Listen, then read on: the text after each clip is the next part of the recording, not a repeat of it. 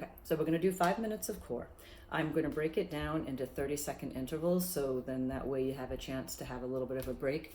A couple of the exercises will repeat, and a couple we may not. So just give yourself a moment. I'm actually setting a timer, so that way I keep myself honest. So what I'd like you to do to start is just come into a seated position. We're going to do something that's called extended boat, or some of you might know it as a hollow hold.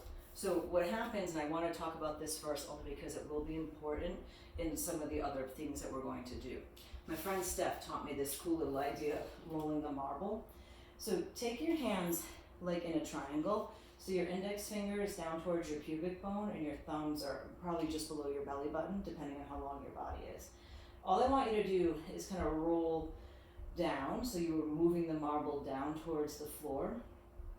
Then curl your tailbone up, so you're rolling the marble towards your belly button, and then kind of press down into the right, and then press down into the left. And you can kind of do a full circle all the way around, like you were trying to make the marble kind of roll around all of the corners of this little triangle. But what I really want you to think about is, for most of what we're going to be doing, is let the marble roll towards your belly button more. So it's going to have a little bit more of a tilt of the tailbone up, so your low back is staying very strongly on the mat.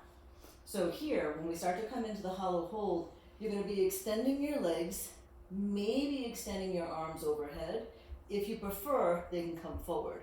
But what we want to be careful about is that you're not letting your back arch. You see all this space that's underneath me? You want to keep it so you're keeping it hollow. So here's where I'm going to start the timer. We're going to do 30 seconds low, 30 seconds high, and then we'll keep going from there. But don't worry, I'll break it up so you don't end up being in a position that's too fiery for too long. So come on into the hollow hold. Arms can be up overhead or they can be down by your side.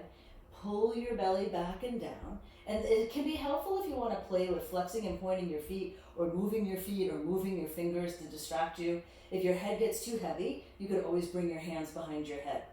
And you're already 20 seconds in, so here, there's only 10 more seconds. Keep breathing steady, keep pulling your belly back and down. Make your legs strong, that'll help everything. Then from here, all we're going to do is lift up and then hold up higher. So lift up. So coming more into either Navasana from a yoga perspective, or like a V-up.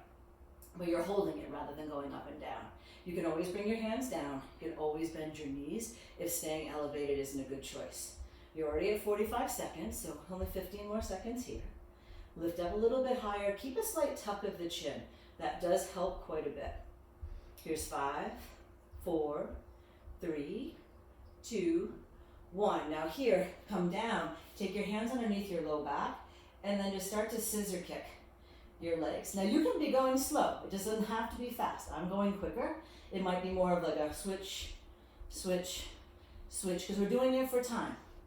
And if you want to lift your head and shoulders back up, just makes it more fiery. Hi, Tinky. So here, there's 10 more seconds. 5, 4, 3, 2. Now hold the right leg up, keep it up. Reach up for it, stretch out through your left leg.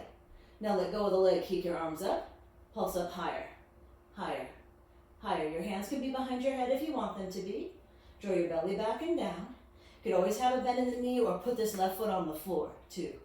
Let yourself lift up a little bit higher, higher. You might hear a back fart because my skin on my mat, I'm a little sweaty. 5, 4, 3, 2, 1. Switch legs. Kind of reposition yourself, hold up. And then when you're ready, pulse higher, higher, higher. Tuck your chin. You can bring your hands behind your head. Make your legs strong.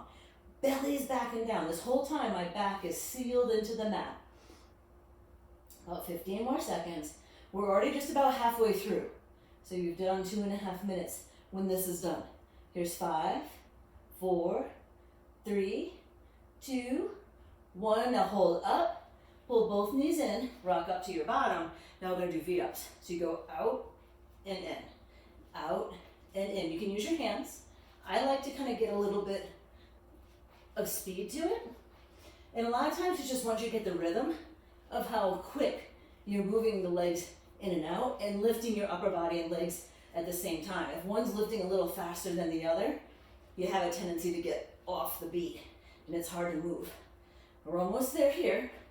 Here's 5, 4, 3, 2.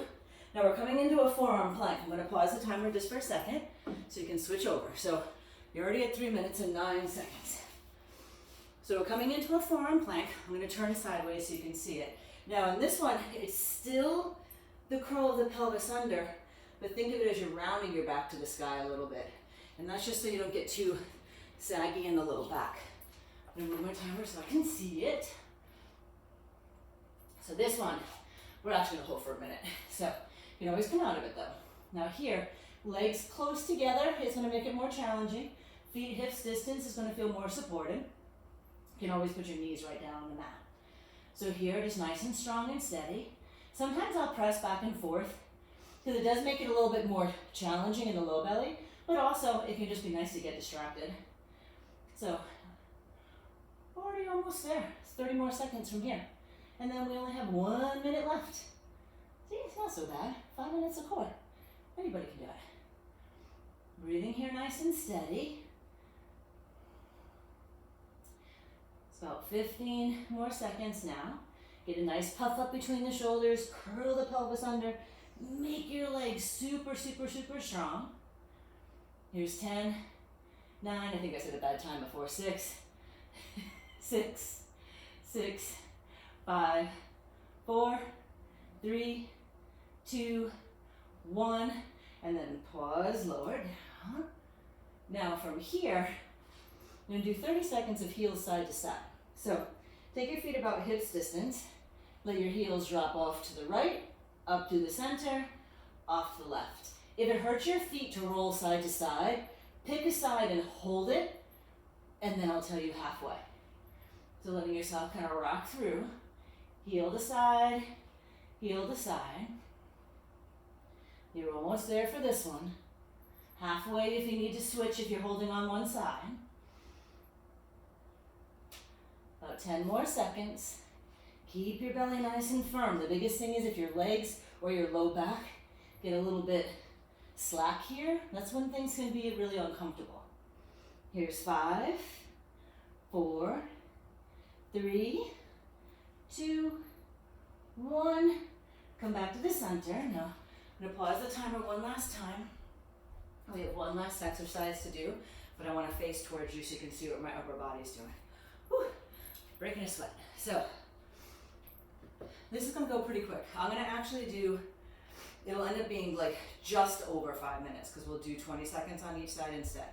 So the setup, it can be done on your forearms. I'm doing it on hands because it's a little bit easier to see.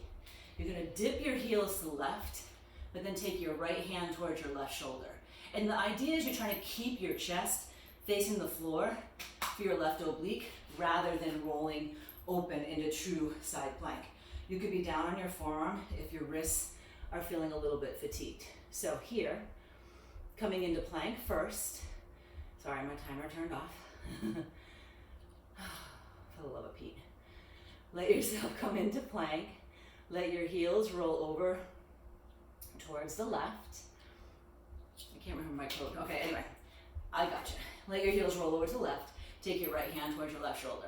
And then just breathe. Now try to keep your chest facing the floor. Notice that you want to do this. Keep it this way.